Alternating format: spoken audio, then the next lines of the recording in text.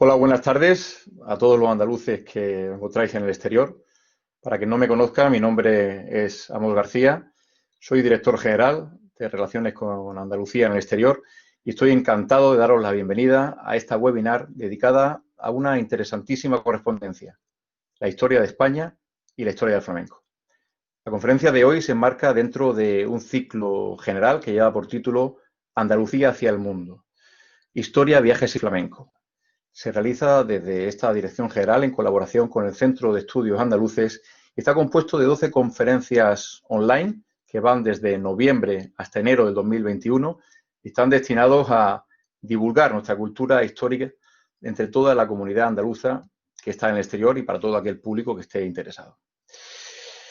Este ciclo, además, está coordinado por un periodista especializado en divulgación histórica y cultural, don Félix Ruiz, al cual aprovecho para saludarlo. Y en concreto, esta interesante ponencia, la tercera de este ciclo, correrá a cargo de don Antonio Zoido. Y es un honor contar con Antonio, ya que ha dedicado toda su vida al estudio de la cultura tradicional andaluza y actualmente ejerce como director de la Bienal de Sevilla, festival de flamenco con mayor reconocimiento y promoción internacional, que se ha celebrado recientemente con éxito, a pesar de las numerosas dificultades sobrevenidas por el actual estado de emergencia sanitaria. Una vez hechas las presentaciones y antes de despedirme, quiero recordaros que esta ponencia queda disponible en el canal de YouTube dentro de la página del Centro de Estudios Andaluces y también dentro de la plataforma Redica de esta Dirección General. Confiando en que disfrutéis esta conferencia, yo me despido, buenas tardes y muchas gracias.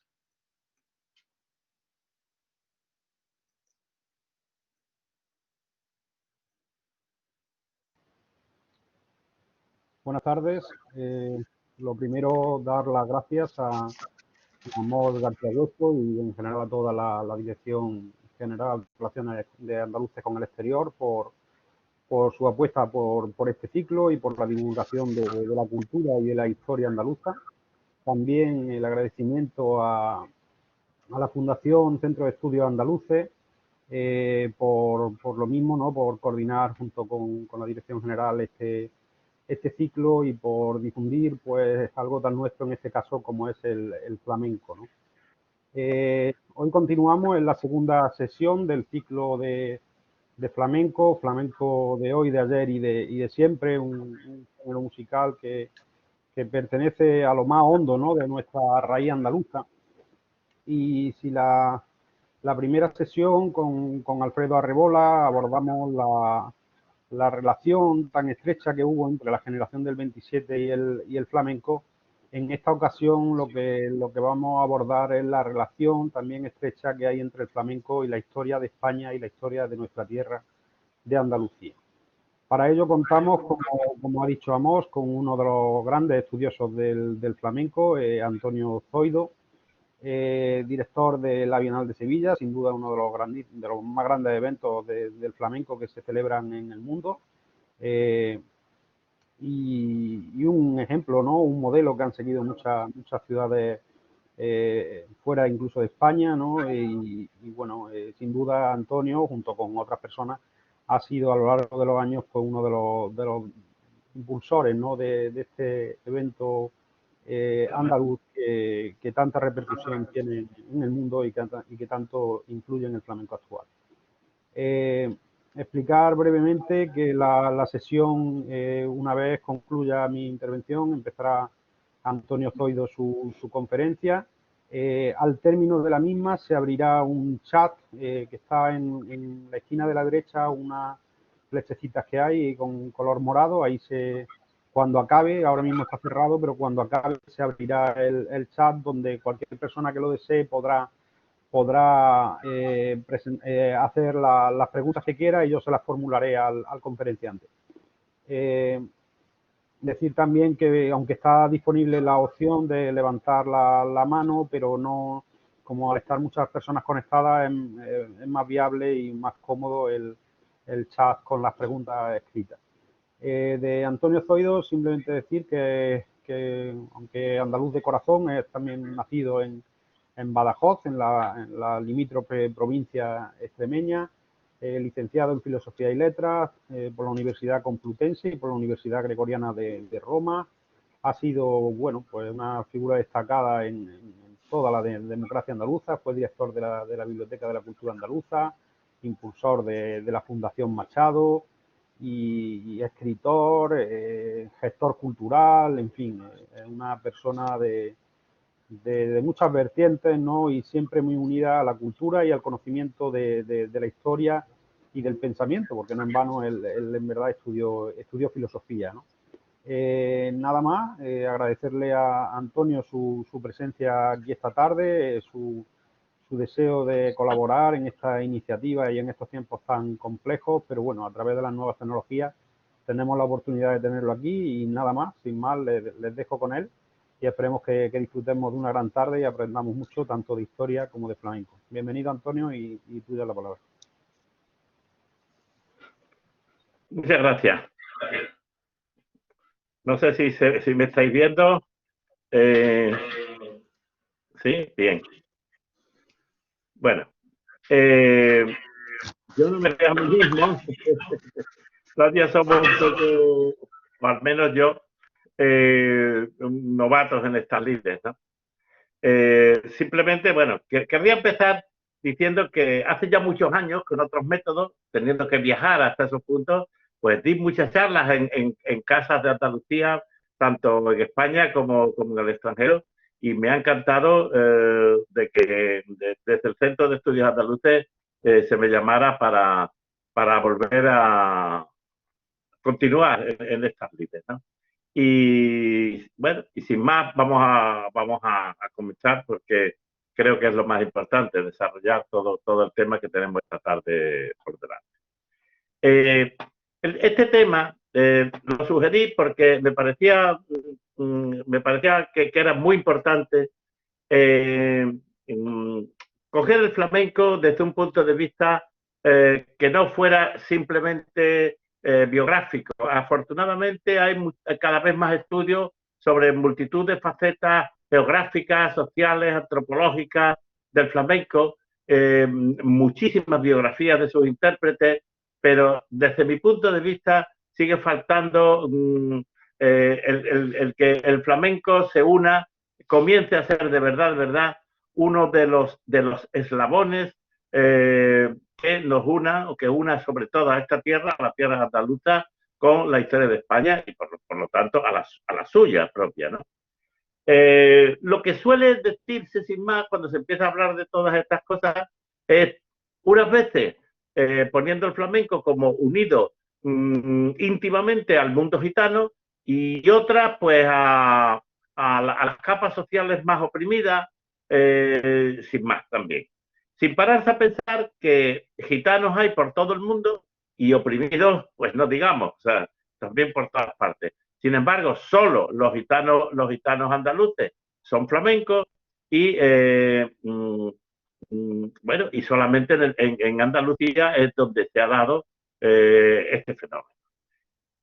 Cuando se hace esta pregunta, se suele recurrir a que, bueno, aquí tenemos un sol ardiente, tenemos un espíritu muy extrovertido y cosas de esas. Pero yo creo, sinceramente creo, que cuando un fenómeno de esto, he estudiado mucho lo que es la filosofía de la historia, o sea, poniendo la historia como uno de los elementos principales del desarrollo del pensamiento, y creo que cuando sucede esto hay que recurrir sin más a la historia. Y la historia es la que nos va a ir dando por qué existe el flamenco, por qué el flamenco se da en Andalucía.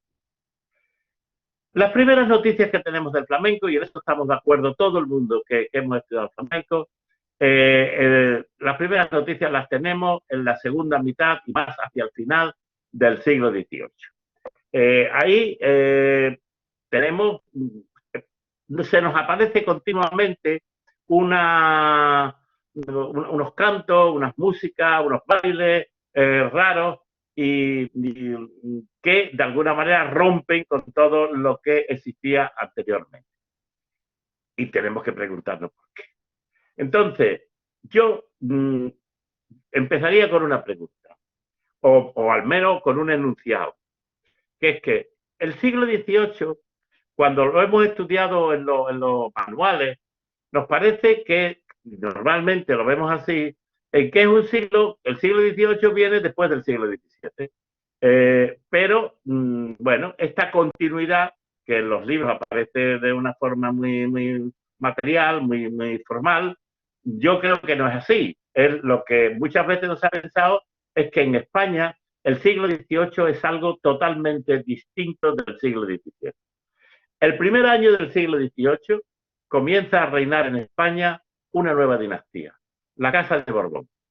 Y la Casa de Borbón llega a España en medio de una guerra, lo que se llamó en nuestros libros, lo llamamos la Guerra de Sucesión. En realidad es, yo diría, la primera guerra civil de las muchas guerras civiles que a continuación desde entonces hasta 1936 tiene España. En esa guerra y lo que viene a continuación, vemos cosas muy distintas. En aquel momento, cuando llega la Casa de Borbón a España, a principios del siglo XVIII, España ya no era nada, era muchísimo menos, pues prácticamente ya no iba a ser ya más nada en Europa.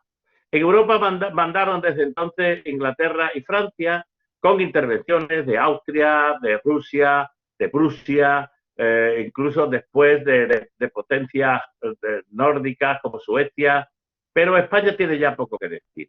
A España la dinastía le llega pues como consecuencia de haber perdido la guerra de los 30 años. Y cuando en ese panorama, si examinamos cualquier manual de una enciclopedia simplemente en las que nosotros estudiábamos cuando pequeños, vemos algo que está muy claro, pero que muchas veces no se ha dicho por qué ha pasado eso. Lo que está claro es que hasta entonces, 2 o 3 páginas más atrás, la historia de España está llena de unos apellidos, está llena de apellidos como Alba, como Medinaceli, como Medinasidonia, como Arco, todos los apellidos de las grandes casas nobiliarias. A partir del siglo XVIII, todos esos apellidos han dejado, ya no existen más, no aparecen más en los libros. Y los apellidos que empiezan a aparecer son Florida Blanca, Campomanes, Ensenada, Esquilache. ¿Qué ha pasado? Bueno, pues que en este país ha cambiado casi todo. Y ha cambiado la economía, y ha cambiado las artes, ha cambiado la arquitectura, ha cambiado la música, ha cambiado las modas. Las modas, las músicas, las artes y todo lo que inunda España son ni más ni menos las que en aquel momento primaban en Francia. Que es porque no podemos olvidar que la Casa de Borbón y la administración que consecuentemente viene con ella, pues son, de alguna manera, dependen, son ramas. La Casa de Borbón es una rama de la Casa de Borbón francesa, y bueno, y los ministros y tal son también gente ya muy formada en la cultura gala, en la cultura francesa. En esa guerra de sucesión hay unos episodios muy cruentos que se dan sobre todo en Cataluña, y todavía desafortunadamente y desgraciadamente salen muchas veces a reducir aquellos años, ya no viendo a cuento, pero en fin, se sacan aquellos años, y la guerra se establece allí. Pero en Andalucía, durante todo ese tiempo, hay entre la antigua nobleza y los partidarios de los nuevos monarcas, hay una especie de guerra larvada que no se libra en el campo de batalla, pero sí, y muchísimo, en todos los campos que engloban el mundo rural, las costumbres, las formas populares de religiosidad, e incluso que se visualiza hasta en los trajes y quienes los lucen, porque en los cuadros, en todo lo que nos ha quedado de aquella época, vemos cómo la gente que vive va vestida o de lo que entonces se llamó petimetre es petit maître, que significa pequeño maestro, pequeño personaje, que es una palabra francesa, o de majo. y los majos, pues los cuadros de Goya en todas partes los tenemos, están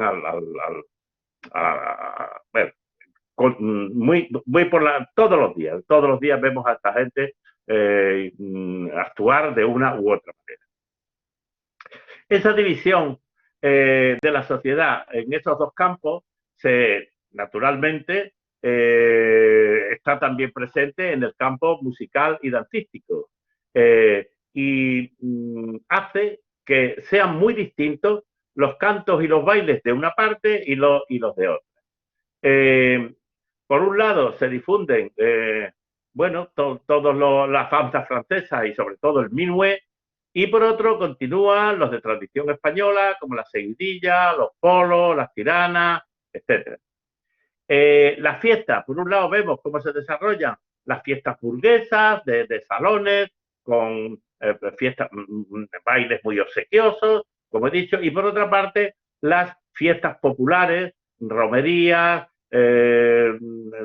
Navidad, Semana Santa. Si vemos todo lo que hoy conforma lo que en Andalucía se llama tradición andaluza, que ha asumido la personalidad andaluza de 100%, provienen fundamentalmente del siglo XVIII. En esa sociedad, por los libros y por todo lo que nos ha quedado, la vemos, aparece como bastante provinciana, en sus dos vertientes. Se destaca en España un enclave absolutamente distinto. Este enclave es Cádiz, la única ciudad española con ambiente internacional. En Cádiz se han establecido compañías extranjeras y personalidades inglesas, francesas, norteamericanas, que llegan allí tras la independencia de Estados Unidos, y en sus calles se vive un clima liberal muy distinto del que existía en el resto de la península. Por ejemplo, es la única ciudad donde se dan funciones de teatro. A Cádiz, debemos recordarlo, se ha trasladado toda la maquinaria y el tráfico de relaciones con América que un siglo antes estaba en Sevilla, y por eso goza de una economía boyante, que entre otros muchos puntos se manifiesta en las fiestas no regladas de las casas de rumbo. Las casas de rumbo eran los mesones o tabernas donde se efectuaban los tratos de mercancía y se celebraba el acuerdo. También es distinta la vida de los colectivos que forman la sociedad y sobre todo de los colectivos sociales de abajo. Esa vida en Cádiz, afortunadamente, nos ha quedado en una grandísima colección de piezas de teatro, piezas menores de teatro, sainetes, que no sé por qué no se han estudiado como se debiera.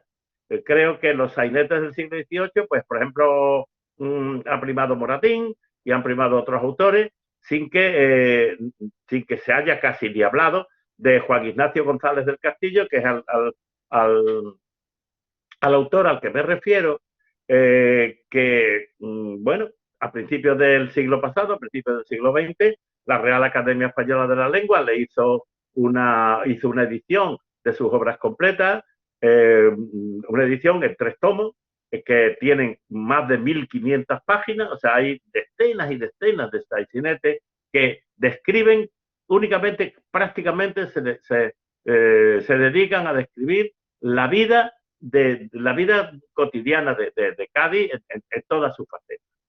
González del Castillo era un escritor que seguramente le hubiera gustado pasar la historia con obras, con tragedias y obras de teatro, bueno, que hubieran podido después pasar a la ópera o que hubieran sido, diríamos, cosas del teatro grande. Pero no tuvo más remedio que quedarse en ser un alumno, ser un maestro con un alumno aventajadísimo, que nada más y nada menos que era don Nicolás Bol de Faber, padre de Fernán Caballero, cónsul de Federico de Prusia en Cádiz y apoderado de las bodegas de James Duff y William Gordon en el puerto de Santa María, porque como ya he dicho, entre Cádiz y el extranjero, en este caso entre Cádiz y Hamburgo, había muchísimas líneas de conexión. Bueno, En estas obras de teatro vemos que en estas obras de teatro que además, sorprendentemente, después fueron 50, 60 años después, fueron copiadas por otros muchos autores. Por ejemplo, una obra que después sería famosísima y que ha sido tomada por muchísimos estudiosos del flamenco, como el tío Canillita, pues no es más que una copia de una de las suyas. Pues aquí podemos observar exactamente cómo se desarrollaba la vida en Cádiz. En sus páginas y en muchas obras aparece un colectivo que él mismo llama de forma un tanto humorística, también como flamenco, y uniendo flamenco, fanfarrón, gente del mundo nuevo, en fin, muchas páginas que se refieren a un tipo de gente que existía en Cádiz, que habitaban en un barrio que en ese momento era un barrio que había surgido, que era el barrio del Mundo Nuevo.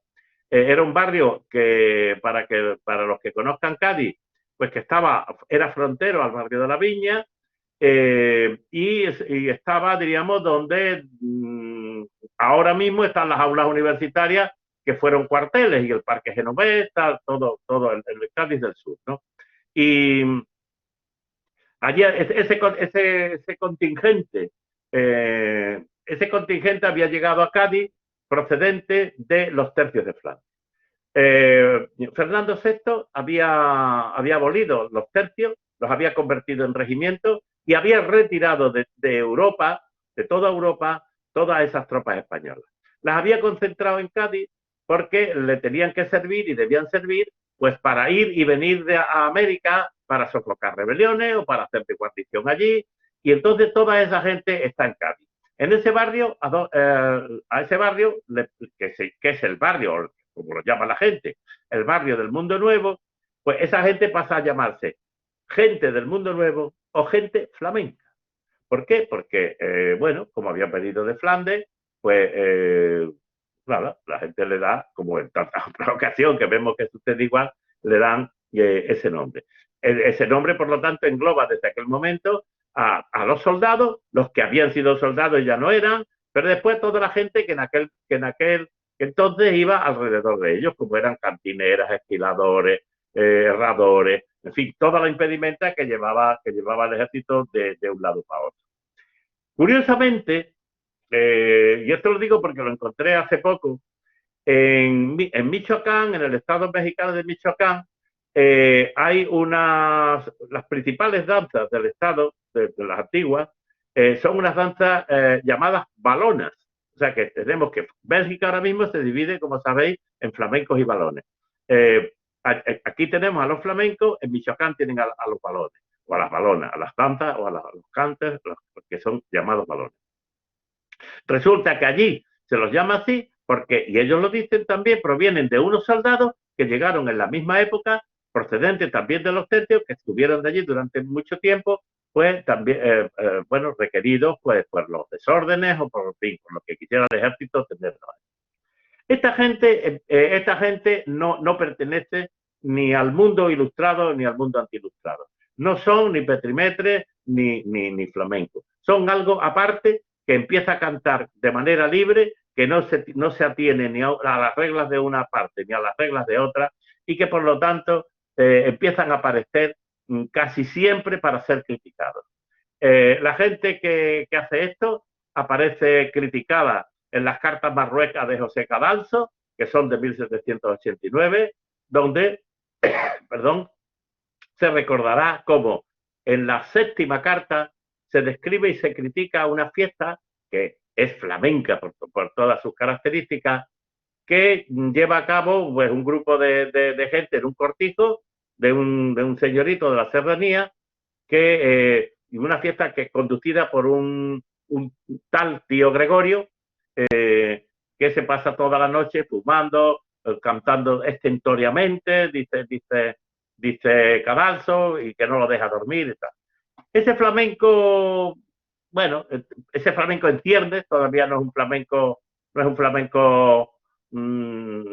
como hoy diríamos que era el flamenco, es el mismo que de alguna manera también critica Ignacio de Iza Zamácola, que don Preciso, que como ustedes recordarán, escribió muchos libros, pero uno de ellos que él llamó Colección de las mejores seguidillas, tiranas y polos, y en las primeras páginas dice que aquello, en primer lugar, lo pone para que no se pierda ante el avance de las modas francesas, pero también para que aquello no se diluya en esos cantos nuevos que hacen alguna gente, arrancándose el botón del cuello de la camisa, lanzando voces estentóreas, o sea, de alguna manera con las mismas características que tenía lo que cantaba el tío Gregorio en el cortijo de la Serranía de Cádiz. Y tenemos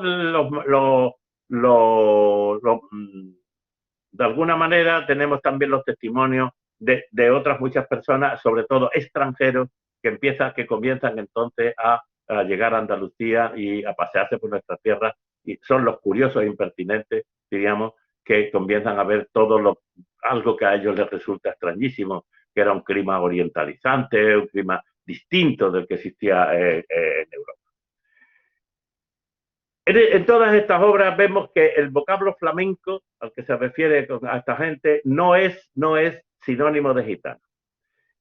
Tenemos que recordar que el barrio gitano de Cádiz no era precisamente el del Mundo Nuevo ni el de la Viña. El barrio gitano de Cádiz y ha sido de siempre el de Santa María. Pero todo indica que conforme aquellos cantos y bailes van pasando a ser demandados en las fiestas, los gitanos comienzan también a tener cada vez un papel más principal en todas ellas. No podemos olvidar que en 1765, y también este es un hecho poco conocido, cientos o quizás miles de gitanos habían sido liberados de los arsenales y presidios donde habían permanecido durante 16 años por una orden injusta, absolutamente injusta, por la orden de prisión general dictada contra ellos en 1749. Estos gitanos que llegan sin nada, porque antes de ir a la cárcel le habían quitado todos sus bienes, tienen que dedicarse a lo que sea. Y a una de las cosas que se dedican, evidentemente, es a cantar y a bailar en esa fiesta. Entonces, en ese periodo comienzan a ocupar el puesto que habían tenido los negros en la bahía, sobre todo en Cádiz, pero también en el puerto y en otras poblaciones cercanas, en San Fernando, hasta poco antes. Y hacer suyo muchos de los cantes que se bailaban entonces. Si vemos, por ejemplo, qué dice Cervantes, que bailaba la gitanilla, por coger una obra, la obra principal, donde se ven las relaciones entre gitanos y no gitanos, es Cervantes. Ya Cervantes había dicho entonces que Preciosa era rica de villancicos, de coplas, seguidillas y zarabandas. Ya entonces, por lo tanto, en tiempos de Cervantes, vemos cómo los gitanos cantaban y bailaban cosas que habían llegado nuevas, como era la zarabanda, ¿no? Ahora eso ya ha quedado un poco atrás y vemos que aparece en esas fiestas en las que unas veces están los gitanos y otras veces no están, pero en todas esas fiestas aparece una palabra nueva que va a ser la gran palabra de aquí en adelante, que es la palabra fandango. La palabra fandango no había aparecido antes en ninguno de los autores que habían tratado de todos estos bailes. Y sin embargo, ahora en esos sainetes que digo de Juan Ignacio González del Castillo, el fandango es continuamente usado. Continuamente usada no solamente para describir los bailes o los cantes, sino también pasa a ser usada como sinónimo de gresca, de pelea, de fiesta, en fin, tener el mismo significado que también quien haya estado en México ve que allí también la palabra fandango y en la literatura y tal se usa también exactamente con los mismos significados. Bueno, esta gente que ahora baila los fandangos, baila también seguidillas, baila playeras y baila incluso cosas que ya se ve cómo remedan los esos cantes y esos bailes de modas francesas, como tiene un baile que es muy gracioso el nombre, que es Minuet de la Viña. O sea, han cogido la danza francesa del Minuet y la han de alguna manera pasado por Cádiz para crear el Minuet del barrio de la Viña, que ya es un minuet popular. Por lo tanto, vemos que allí, como sucedería en el nacimiento del jazz, surgían unos cantos nuevos y unos bailes nuevos que contenían elementos de la antigua música orientalizante española, sones y movimientos de negro, y una remodelación llegada de América de lo que en siglos anteriores había dejado hasta allí y ahora venía devuelto con otra personalidad y desde luego con mucha mayor desenvoltura. Todos ellos no eran aún flamencos, en el estricto sentido de la palabra, pero sí ya los había hecho suyo esa gente llamada flamenca. Y a partir de ahora veremos que esta adopta modas también gitanas, ya hablándolo así, moda gitana o calé. Por ejemplo, en los sainetes vemos que aparece la expresión lleve usted o póngase usted la capa a lo calé, o qué bien le sienta la capa a lo calé. O sea, que hay ya, lo mismo que había vestimentas francesas, vestimentas de majos, empieza a haber ya prendas o formas de llevar esas prendas a las que se las dice gitana o calé. De modo, y entonces vemos en todas las obras que en aquel momento nos aparecen para describir el panorama que existe, vemos que se baila, que de alguna manera ya los gitanos aparecen bailando el baile de Angola, el manguindoy, el zarambeque, el dengue y, por supuesto, el fandango. Esto es algo que también nos dicen, nos empiezan a contar ya todos los viajeros que llegan aquí, que es precisamente en estos años cuando comienza la gran corriente que después se haría generar en el siglo siguiente. Por ejemplo, el inglés Henry Sirvine, en una carta fechada en Gibraltar en 1776, dice que en Cádiz la gente humilde se dedican al fandango y los gitanos a bailar un baile indecente que se llama manguindoy. Sin embargo, 9 años antes, el marqués de Casina, también gaditano, decía que, cito textualmente, el baile del fandango es una excitación a la lujuria como lo hacen los gitanos.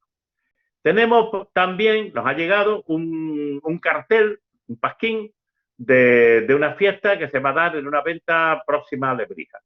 Es de 1781.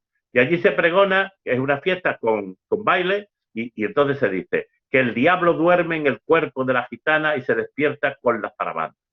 En fin, los gitanos empiezan a estar ya en todas esas fiestas que no regladas, fuera de lo que eran, diríamos, las reglas sociales y que están, sin embargo, por todas partes.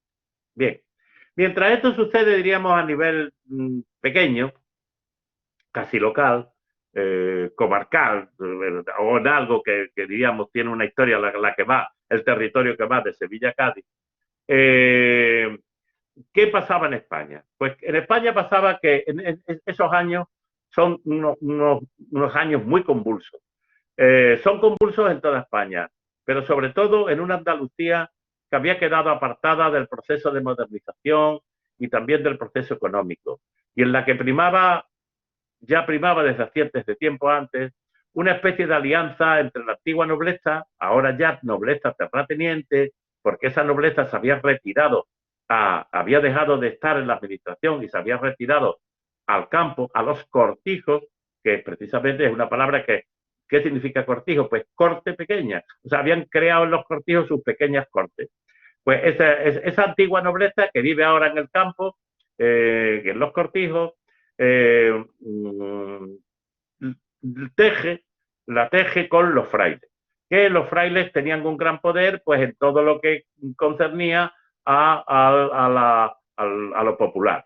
Los frailes eran los que de alguna manera mandaban, hacían letras y componían muchísimas cosas para la romería, para la Semana Santa, para la Navidad, en fin, para todas las fiestas del año, las que ellos basaban en que el pueblo siguiera siendo lo que había sido hasta entonces. Esa alianza, de alguna manera, está siendo usada en esos años donde la monarquía española solamente recibe reveses y donde España cada vez pinta menos en Europa, está siendo usada para desprestigiar a los gobiernos ilustrados. Porque, claro, para los gobiernos ilustrados, todo lo que hacían los frailes era propagar supersticiones de alguna manera, ¿no? Pero entonces pensemos que todos los elementos que hoy han llegado a nosotros revestidos de ropaje flamenco, como la saeta o los villancicos de las zambombas y otras muchas cosas y cantes de romería, entonces ahora mismo ya no tienen ninguna arista, ahora mismo es algo absolutamente folclórico, algo aceptado por todo el mundo. Una sevillana es simplemente una sevillana, pero entonces aquello era muy distinto. Era algo que contribuía poderosa o que estaba hecho para hacer que siguiera perviviendo una sociedad que a los ilustrados no les gustaba absolutamente nada. Por lo tanto, tenemos que tener en cuenta que desde el final del siglo, desde los años finales del siglo, a la Guerra de la Independencia, ya en el siglo XIX, tanto la antigua nobleza retirada a sus posesiones en Andalucía, como los frailes, contribuyeron poderosamente a la caída del valido de Carlos IV, Manuel Godoy, al ascenso de Fernando VII y al furor contra las ideas revolucionarias de la Revolución Francesa. En toda esta película, los gitanos hacían causa común con esos sectores, con los frailes y con la gran nobleza anterior, la nobleza de la Casa de Austria, sobre todo porque hay que tener en cuenta, como he dicho antes, habían sufrido prácticamente durante todo el siglo, pero sobre todo en la última parte, habían sufrido una persecución cruel. Los Borbones, desde que llegaron a España, pensaron que España podía funcionar como Francia y entonces decidieron dedicarla a la agricultura, sin pensar que el clima aquí era muy distinto del de Centro Europa. Los gitanos estaban encardinados, diríamos, mayoritariamente en los sectores ganaderos, que eran contra los que iban la nueva administración. Y entonces empezaron a echarle las culpas un poco de todo lo que pasaba y a confinarlos en determinadas poblaciones, a limpiar unos pueblos, sin darse cuenta de que algunas veces estaban tirando piedras contra su propio tejado, porque le quitaban a los pueblos los herradores, le quitaban mucho los que hacían cestos para la vendimia, les quitaban mucho, pero no se daban cuenta. Y eso empiezan por ahí y después acaban pues dedicándolo, pensando que pueden dedicarse a tareas mucho más, con sorna y con una, de alguna manera cruel, a darles unos papeles mucho más importantes, entre comillas, es decir, en el sentido de dedicarlos a algo que necesitaba el mismo Estado. El Estado necesitaba hacer unos arsenales. Y entonces, como ya España no tiene guerra, como no hay esclavos, no hay prisioneros de guerra, pues no se les ocurre más que coger a todos los gitanos de España y llevarlos, a todos los hombres, llevarlos a construir los arsenales de la Carraca en San Fernando, de Cartagena y del Ferrol. A esta redada, grandísima redada, se la llamó, porque así es como se llamó oficialmente, Orden de Prisión General.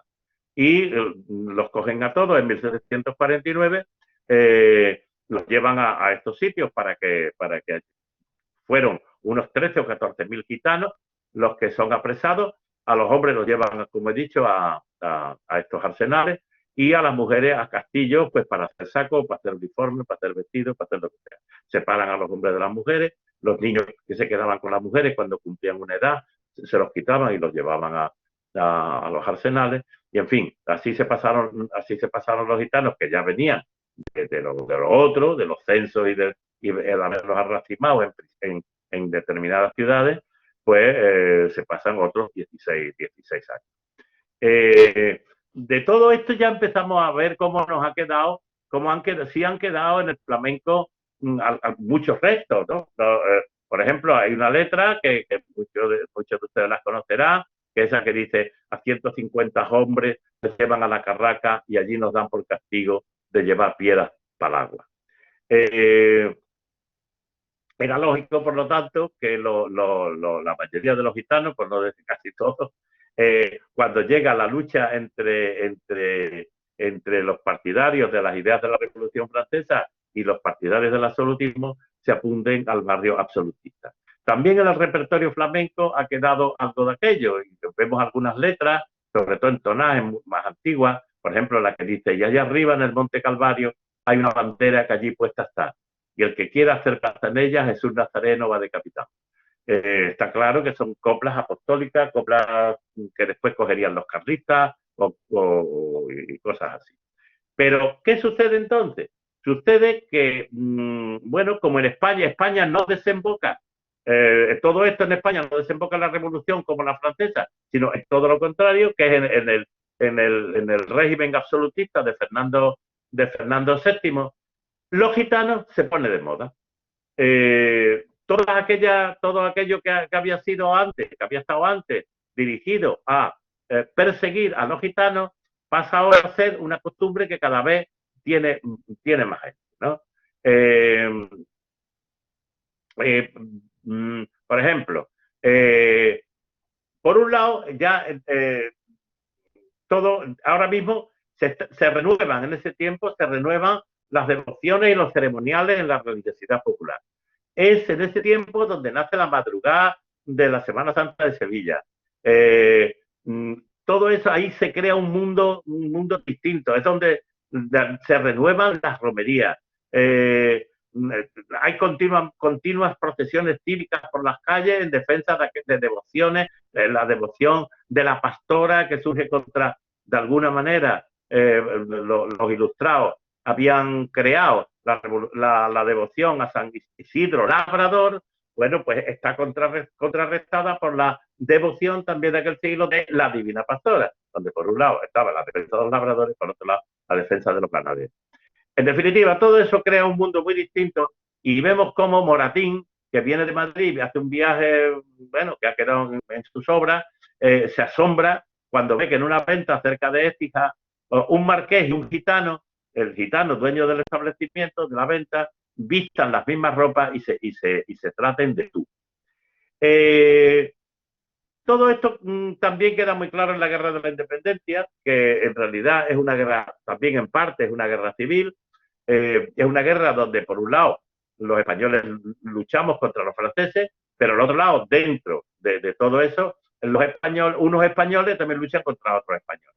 Hay una lucha entre los patriotas, que se llama, a los españoles que defienden a Fernando VII y un régimen absoluto, no contrario absolutamente, valga la redundancia, a las ideas de la Revolución Francesa, y los llamados afrancesados, que en realidad son liberales ilustrados. Entonces, todo ese clima de esos años de la guerra contribuyen a que lo que podríamos llamar los flamencos, no el flamenco, sino los flamencos, que comience a tener cada vez más consistencia y a convertirse en una corriente de pensamiento, de opinión, en lo que lo popular imperaba sobre lo oculto. Por ejemplo, en medio de los fastos por la victoria de Napoleón, tenemos que en Sevilla nace un periódico llamado Los Locos del Malecón. Los Locos del Malecón se dedican de alguna manera, a poner de relieve las fiestas que se hacen en honor de nuestros aliados los ingleses, o cuando llega por aquí quien sea, en fin, a exaltar todo lo que es contrario a la Revolución Francesa. Y lo hacen en un supuesto dialecto andaluz. Yo creo que es la primera vez que se ve por escrito cómo lo que hablaban o los que escribían decían que hablaban. Desde luego los que escriben aquello son plumas cultas, pero se hacen pasar como que lo escriben gente del pueblo. Un dialecto andaluz en el que todas las fiestas de todo esto pues se expresan de muchas maneras. Pero ahí vemos, por ejemplo, cómo ya la palabra seguidilla se ha transformado en siguirilla. pues, bueno, porque lo ponen ellos así. Entonces, en todo ese clima de exaltación de lo tradicional, ocurre también un hecho muy importante. Y es que la Casa de Borbón, que durante el siglo anterior, estamos ya, si recordáis, en 1812, 1813, 1814, en el siglo anterior había llegado a España, pues siendo contraria, prohibiendo hasta que no podía más las corridas de toros, o en fin, creando escuelas de equitación en donde ya se dejaba de montar a la jineta y se montaba a la traviota, es decir, con el estilo centroeuropeo. Ahora se convierte en una monarquía popular, populista, o como queramos llamarlo, que es ya, quiere decir, ese carácter de reyes cercanos al pueblo, que a partir de Fernando VII tomaron nuestros monarcas, ¿no? Hasta Alfonso III. En esta, por ejemplo, el paradigma de todo esto es la fundación en Sevilla de la Escuela de Tauromaquia Sevillana, y donde la corrida adquiere todas sus características, donde se instaura el traje de luces, donde, perdón, donde se va a vivir un mundo nuevo en el que los reyes cumplen la misión de proteger todo lo que de alguna manera el pueblo ha creado. Y entonces tenemos una cosa extrañísima, que yo no sé por qué no se han dado cuenta mucha gente. ¿Se dan cuenta? Se dice siempre en todas las pragmáticas, ¿no? En las pragmáticas se lanzaban contra los gitanos. Una de las cosas, pero vamos, matemáticas, era prohibirle la lengua. Prohibirle la lengua. Estaba prohibida la lengua de los gitanos. Tanto lo que muchas veces llamaba caló y otras jerigonzas. De la palabra jerigonza sale mucho. Bueno, pues es a partir de ahora, aunque la jerigonza, quiero decir, es una mezcla de Spanglish, por decirlo de alguna manera, es algo que está formado de castellano y de caló, donde los prefijos, los sufijos, las preposiciones, las conjunciones, los tiempos verbales, todo acaba, aunque sean palabras caló, pero acaban, todas esas terminaciones son castellanas. Todo eso ahora sale a la luz. No solamente sale a la luz, sino que de pronto nos encontramos con cientos o miles de coplas en caló o pseudo caló, no se sabe muy bien lo que es, no se sabe muy bien por qué habían aparecido, pero lo cierto es que aparecen y que están por todas partes. Por lo tanto, ese nacimiento de la España cañí, por decirlo de alguna manera, pues es algo que se va a difundir, que va a crear un clima hasta cierto punto también surrealista, ¿no? Aunque surrealista a van la letra, o sea, un siglo antes de que existiera el surrealismo. Entonces, en esa situación ocurre un hecho que a mí me parece fundamentalísimo, y es que toda Europa, en Europa ahora empieza a reinar, diríamos, a reinar en la mentalidad general el romanticismo. Y España empieza a aparecer como un país orientalizante, un país que es distinto de todos los demás, y que al cual hay que ver porque es algo que no existe en otro lugar. Y en el plano de la política, que ya lo que era antes, las ideas absolutistas de unos pocos, se han convertido en el Partido Carlista. O sea, quiere decir, un partido que ya lucha por obtener la corona de España. O sea, empezamos ese otro periodo de guerras civiles, que es el que divide a España entre la monarquía constitucionalista, y la España carlista, que quiere volver otra vez no se sabe dónde, pero un poco a una España que era la España de los tiempos de los Austrias. Y entonces el flamenco, o los flamencos, que hasta entonces había sido un poco denostado por los liberales, puesto que estaba en la órbita absolutista, todo eso empieza a ser visto de otra manera. ¿Por qué? Pues por una razón muy sencilla. Porque en 1820, para reponer, o sea, en 1820 hay un hecho importantísimo, y es que en las cabezas de San Juan, las tropas que iban para América, mandadas por Riego, por Rafael Riego, se deciden no ir a América y proclamar la Constitución. Y entonces en España se abre ese trienio, el trienio liberal o trienio constitucionalista, donde vuelve a instaurarse la Constitución de Cádiz. En 1823, o sea, 3 años después, las potencias europeas, que habían vuelto en aquel momento al absolutismo, mandan a España un ejército que se llamó los 100.000 hijos de San Luis. Y entonces, los españoles, que habían sido incluso, muchos de ellos, contrarios a que Napoleón entrara en España, pero que eran moderados, no van a consentir todo eso. Y entonces, toman todo lo que había sido, o parte o gran parte de lo que antes había sido, diríamos, las expresiones antifrancesas de tiempos de Napoleón, como expresiones antifrancesas ante los 100.000 hijos de San Luis. Por lo tanto, ahí hay un hecho importantísimo que hace que los flamencos, no el flamenco, las coplas y las cosas que cantaban esa gente, por ejemplo, con las bombas que tiran los fanfarrones y tal, en Cádiz, pasen a ser coplas ya populares, coplas aceptadas por todo el mundo y de alguna manera, pues ser muy populares, hacerse populares y a no ser mal vistas por dos bandos. Lo otro queda para los carlistas que están fuera, que quedará para los carlistas, que serán otro bando que ya no de alguna manera quedará excluido, quitando Navarra, quitando alguna región española, ya no incide en lo que es la cultura popular. En aquel momento vemos cómo en los flamencos, en el periodo, cuando fracasa precisamente el periodo constitucional, vemos cómo en los flamencos empieza a haber ya letras democráticas, por así decirlo, ¿no? Por ejemplo, esta, salgan los santitos de San... una sigrilla. Salgan los santitos de San Juan de Dios a pedir limosna para el entierro de Riego que va de por Dios.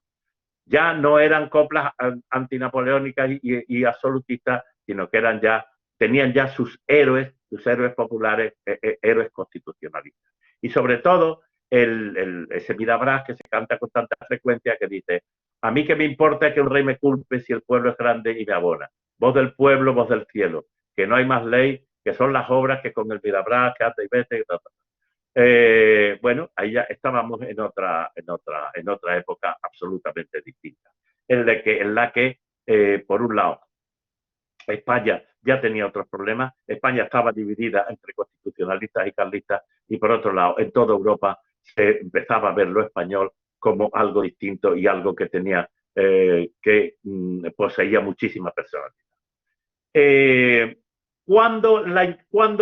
¿Dónde empieza la intelectualidad a aceptar esas otras cosas de la tradición y a renunciar a las modas francesas? Pues casualmente tenemos una fecha exacta.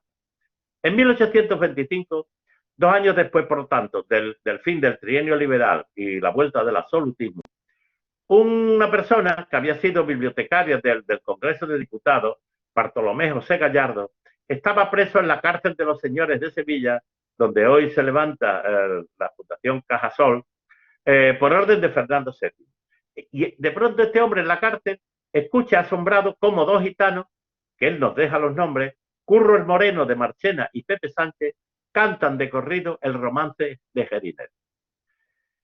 Tenemos que darnos cuenta de lo que era eso. Durante más de un siglo, toda la intelectualidad española había estado adscrita a las modas francesas. Y de pronto parecía que la Edad Media española, todo lo que venía de anterior había sido olvidado. Y de pronto este señor escucha que, asombrado, que unos gitanos que nunca habían ido a la escuela, que no sabían leer ni escribir, hacían el mismo cometido, cumplían el mismo cometido que los Minnesingers alemanes o los trovadores franceses, y que esta gente había conservado, como había sucedido en Francia, Gran Bretaña, en Alemania, la Edad Media. Este hecho real como la vida misma, porque lo cuenta Bartolomé José Gallardo, fue tomado después, ya pasó a la ficción cuando Serafín Estebanes Calderón escribe sus escenas andaluzas. Nos vamos a fijar en dos escenas. En la primera de ellas, que se llama, que ya él llamó Un baile en Triana, tras disertar sobre los cantos antiguos, el autor dice: ¿por qué se han conservado en Andalucía mejor que en Castilla y otras provincias esos cantares y romances? ¿Cómo es que preciosidades de literatura y costumbres tan interesantes no se han recogido en las antiguas o modernas colecciones? Una respuesta solo hay para esto: que la música oral los ha conservado, así como los cánticos de Escocia o la de otros pueblos. A continuación, en la escena, el planeta, allí el planeta y el fillo, el planeta canta dos romances, y uno de ellos es casualmente Jerez. En la segunda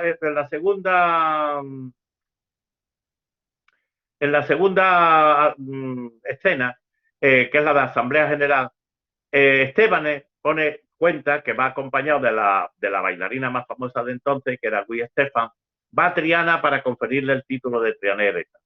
Entonces, en un momento dado, va a cantar el fillo, que va a cantar no se sabe qué, pero bueno, el planeta va vestido perfectamente, con el uniforme, diríamos, de gitano, ese que aparece que era de alguna manera el mismo traje de luces de un torero, mientras que el fillo va con unos restos de trajes de milicianos, de las milicias de Fernando VII, muy mal. El planeta no deja cantar al fillo, pero porque le dice que no cante lo que no es de esta tierra, posiblemente lo que quería decir, no cante de una tierra que es Flandes, o sea, quizás, y no lo deja cantar. Pero, de alguna manera, el canto de corrido de los romances, ya aflamencado o flamenco, pues sí es admitido como algo propio de este país y que y que tiene, por lo tanto, un papel muy importante en la cultura, ¿no? Ya nadie pone, ya allí, en esas mismas escenas, ya se ha perdido la indecencia de los bailes, ya los bailes son todos muy decentes, son muy bonitos, son sensuales, pero esa sensualidad ya es una sensualidad admitida por todo el mundo. Y la admisión ya oficial tiene lugar cuando en 1862 la reina Isabel II viene con toda la corte a Andalucía, hace un viaje por todas las provincias, y en Córdoba la delegación de Sevilla llega hasta allí, cuando todavía está en Córdoba, le regala 2 trajes de andaluces, que son los trajes que como ya he dicho, o son de torero, o son los con los que vemos a Chorrojumo y otros gitanos famosos que están en las primeras fotos y en los grabados, y se los regala al infante, al futuro Alfonso XII, y a la infanta. Y entonces el Francisco María Tubino pues, describe aquello, bailan delante de la reina y bueno, se hace una glosa muy larga de la que voy a leer únicamente un párrafo porque ya me estoy pasando de tiempo, pero dice: ¿cuántas amarguras había traspasado el corazón del gitano antes de merecer aquella rehabilitación ante el jefe del Estado, la reina? El gitano ha tomado ya carta de vecindad en nuestra ciudad. Entonces, a partir de ahí ya el flamenco no era admitido del todo, quiere decir, era admitido el flamenco de corrido, todavía no está admitido el flamenco que hoy conocemos, una soleá, una siguirilla o otras estrofas, pero bueno, ya de alguna manera el flamenco se ha hecho fuerte y está dentro de todo el panorama nacional. Así llegamos hasta Bécquer, donde Bécquer va mucho más allá, porque Bécquer es está convencido de que hay que defender los rasgos culturales de cada sitio. Y Bécquer en sus obras, ya voy a leer nada más que hacer dos pequeñas gestos. En La Nena dice, por ejemplo: vendrá un tiempo en el que el pueblo andaluz vestirá con blusa y gorra, como los obreros catalanes, trasunto fiel de los franceses. Habrá más moralidad, tal vez más ilustración. En vez de reunirse en bulliciosa zambra a la puerta de los Ventorrillos, acudirán al teatro. En vez de comprar los romances de los 7 niños de Écija y cantar el flamenco, leerá periódicos y tareará aires de ópera. Todo esto es mejor, seguramente, pero menos pintoresco, etcétera, etcétera. pero su visión de lo que para él ya era el flamenco, y el flamenco como, de alguna manera, rasgo identitario de lo que era y debería ser, lo que debería ser Andalucía, él es el comentario que hace en el artículo La Feria de Sevilla, donde después de poner de vuelta y media a la feria, porque dice que aquello no tiene nada que ver con las tradiciones de esta tierra, cuando ya es por la noche y todo el mundo se ha ido, él añade un párrafo que dice: es la hora en que el peso de la noche cae como una losa de plomo y tiende a los más inquietos e infatigables. Solo allá, lejos, se oye el ruido lento y acompasado de las palmas y una voz quejumbrosa y doliente que entona coplas tristes o las seguidillas del pillo. Es un grupo de gente flamenca y de pura raza cañí, que cantan los hondos sin acompañamiento de guitarra, graves y extasiados como sacerdotes de un culto abolido, que se reúnen en el silencio de la noche a recordar las glorias de otros días y a cantar llorando como los judíos superflumen en Babilonia.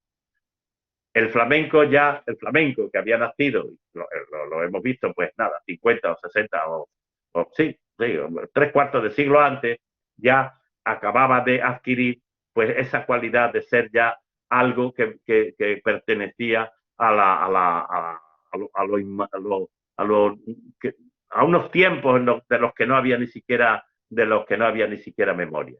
Este hecho, con esto quiero terminar, porque el amigo Rebola ya hizo lo de la generación del flamenco, la generación del 27 en la semana pasada.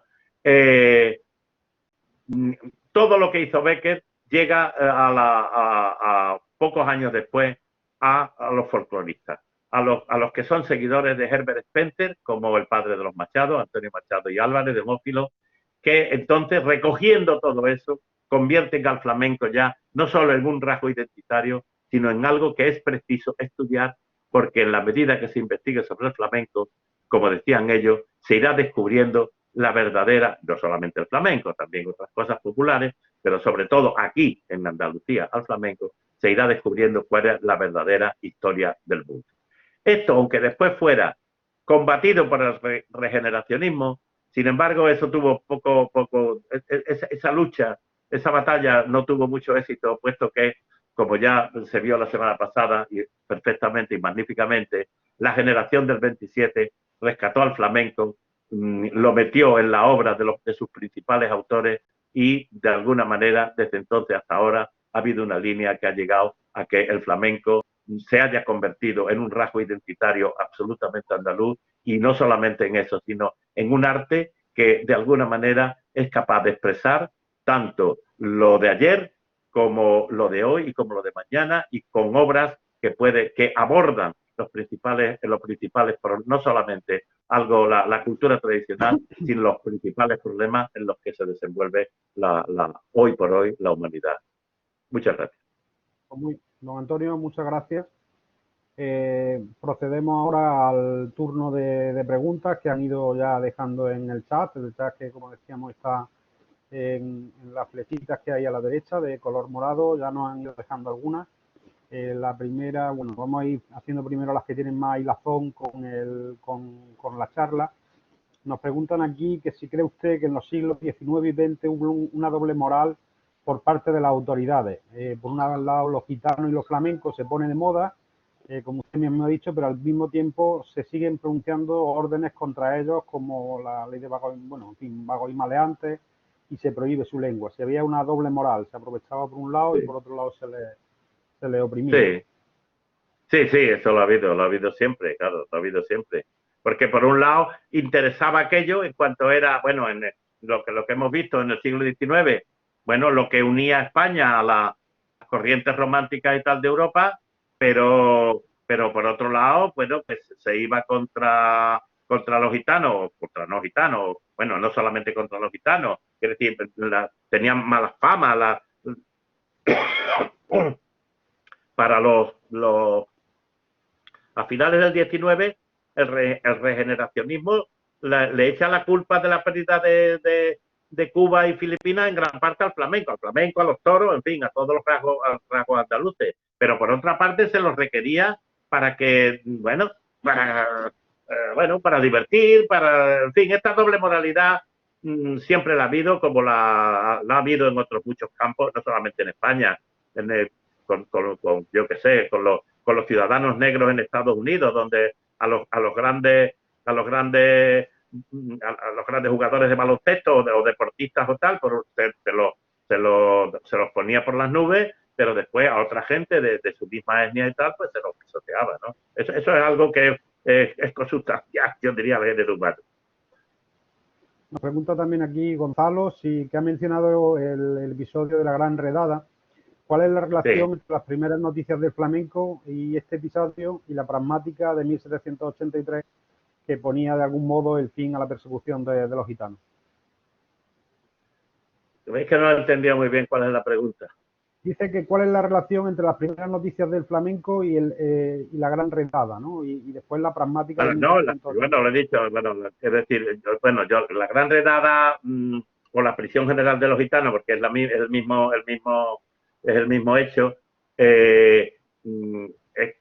Antes de que se produzca esto hay algunas noticias de que existen esos cantos y esos bailes que ya he dicho en Cádiz. Yo creo que, sinceramente, es después de la prisión general o de la Gran Redada cuando de verdad empieza a florecer el flamenco. Porque antes de eso, lo que nos ha llegado de esas fiestas y tal no tiene nada de tristeza, no hay letras dramáticas, no hay. Después ya de la prisión general, sí que empiezan a aparecer, sí que vemos que aparecen, pues, letras que hacen referencia, evidentemente, a aquellas penalidades. Y por lo tanto, el flamenco adquiere, pues, una mayor carga emotiva, ¿no? Diría yo. Pero lo que se ve antes, bueno, que eran danzas y fiestas, bueno, donde la gente canta lo que cantara, pero no hay nada que donde se vea, pues, ahí toda esa tristeza, esa amargura, todas características que después serán muy normales en el flamenco. Saliéndonos un poquito de la conferencia, nos preguntan que cómo está afectando la pandemia al flamenco, y Paquita Marín nos lo pregunta, y también que si se ha podido celebrar supongo que será desde fuera de Andalucía, nos hace la pregunta de si se ha podido celebrar bien el 10º aniversario de la Declaración Patrimonio de la Humanidad del flamenco, ¿no? Que se celebró este lunes. Bueno, hombre, claro, está afectando yo creo que es que la pandemia afecta sobre todo, afecta a toda la cultura. Quiere decir que nos mete en casa, bueno, y quiere decir que flamenco o no flamenco, toda la cultura está siendo zarandeada ahora mismo. Y sobre todo, ¿qué es lo que pasa? Pues que el flamenco, afortunada, es decir, para nosotros, tiene muchísimos profesionales. Nosotros tenemos, por un lado, profesionales de primera magnitud. Los profesionales, quiero decir, el gran embajador de España ahora mismo en el mundo es el flamenco. O sea, son los artistas flamencos los que van a los mejores teatros del mundo, los que van a la ópera de Sydney y los que van por China, los que van a Estados Unidos. Todo eso lo está afectando muchísimo. Los profesionales del flamenco están pasando una etapa muy mala, muy mala, muy mala. Ahora, ¿cómo hemos celebrado lo del 10º aniversario? Pues bueno, pues se ha celebrado como se ha podido. Ha habido actos en todas partes, no hemos tenido que someter a las reglas que había, pero yo, por mi parte, en lo que a mí me toca, pues nosotros lo hemos celebrado, pues poniendo que todavía está puesto, y si queréis lo podéis ver, una de las obras, de las mayores obras de esta pasada Bienal, que es la Vigilia Perfecta de Andrés Marín, que entrando en la página web de la Bienal todavía se puede ver, porque hemos hecho con ella una obra entera que la hemos llevado a streaming y que se puede durante 15 días, ya quedan 13 o 12, se va a seguir viendo. O sea, que lo hemos hecho pues lo mejor que podamos. Tenemos que pasar esto pues lo mejor que podamos, resistir y ver cómo volvemos a una nueva realidad. También nos preguntan por la salud de la Bienal de Sevilla, que si hay implicación del ayuntamiento, bueno, la Bienal ha podido celebrarse. Nos han quedado 2 espectáculos que no se pudieron celebrar entonces. Uno de ellos es la obra con la que venía la Bienal Jesús Carmona, El Salto, pero porque un integrante de la compañía se contagió y entonces no se pudo poner. Y se va a poner el día 19 de diciembre en el Teatro López de Vega y nos queda para el año que viene, que esperemos que para marzo por ahí se pueda poner un concierto maravilloso, grande, que espero que sea un gran triunfo, la Suite Sevilla de Rafael Riqueni con la Orquesta Sinfónica, con la Real Orquesta Sinfónica de Sevilla, que como la orquesta sigue sin poder reunirse, pues no se pudo poner y claro, estamos a la espera de que se pueda hacer para ponerla. Y bueno, a la Bienal le quedan 2 años, se supone que para la próxima Bienal quedan 2 años, se supone que dentro de 2 años estaremos, esperemos, en una situación bastante distinta. También sobre la Bienal y hablando del concierto de Califato 3/4 en Madrid, ¿qué significó su inclusión en la Bienal y que si puede ser un punto de inflexión para otros grupos y cantantes, ¿no? La novedad que supone esta banda. Hombre, yo creo que es Califato. A mí me gusta, que es un grupo muy bueno, pero este año hemos tenido, pues, yo qué sé, como algo así como 10 espectáculos que iban en la misma línea. Yo creo que son igualmente buenos, ¿eh? Yo creo que ahí hay un territorio que el flamenco está pisando en firme, como siempre ha hecho. O sea, eso de que el flamenco siempre demostró no ser un arte del pasado, sino ser un arte del presente y del futuro, y siempre fue moderno. Yo creo que lo que hay que decir es que el flamenco siempre fue moderno. Y ahora mismo, pues, cada vez hay más gente, más compañías, grupos metidos en el flamenco, pues capaces de actuar y de coger en sus manos los métodos más modernos y más vanguardistas de la música. Por lo tanto, en Califato 3/4, como puede ser es que hay mucho, como puede ser otro flamenco, el de Rosario la Trementita, otro flamenco, el de Ricardo Moreno, otro flamenco de los volubles, otro flamenco. O sea, quiere decir que el flamenco está, igual que está metido en el campo, diría, llamémosle clásico, también por otro lado está vivo en todos los demás campos en los que se mueve la música, en cualquier otro campo de los que se mueve la música. Ya para acabar, con esto acabamos. ¿Cómo le llegó a usted la vocación por el flamenco, la afición por el flamenco, ¿no? Usted que nació, creo, en un monasterio. Hace mucho, se tiene desde pequeño. Pero, hombre, en Badajoz igual hay un flamenco. Pero, hombre, evidentemente donde más flamenco, dentro de Andalucía, donde más flamenco hay en Sevilla y en Cádiz, pero no creo que haya menos flamenco en Badajoz que en Granada o en Jaén. O sea, que sí, Badajoz es una provincia muy flamenca. Pues muy bien, como usted, don Antonio, muy flamenco. Vamos a cerrar aquí. Hay muchos mensajes, después se los paso, de gente dándole las gracias por la conferencia tan interesante y tan llena de datos, de sabiduría y sobre todo, yo diría, de amor por el flamenco, ¿no? Dar las gracias de nuevo a las decenas de personas que nos han seguido desde muchos puntos, desde Cataluña, desde Barcelona, Quart de Poblet, Villadecans. Hemos tenido también a la Federación de Casas de Andalucía del centro de España, FECACE, la Casa de Andalucía de Valencia, la Casa de Jaén de Baracaldo en el País Vasco, la Casa de Andalucía en Buenos Aires, el Centro Andaluz de Tucumán en Argentina, y también he visto en algún momento a alguien de Santiago de Chile. En fin, a toda esa gente que se ha asomado a esta ventana que hemos abierto esta tarde a la historia del flamenco y a la evolución del flamenco, que es algo tan nuestro. Seguiremos con los ciclos de webinar.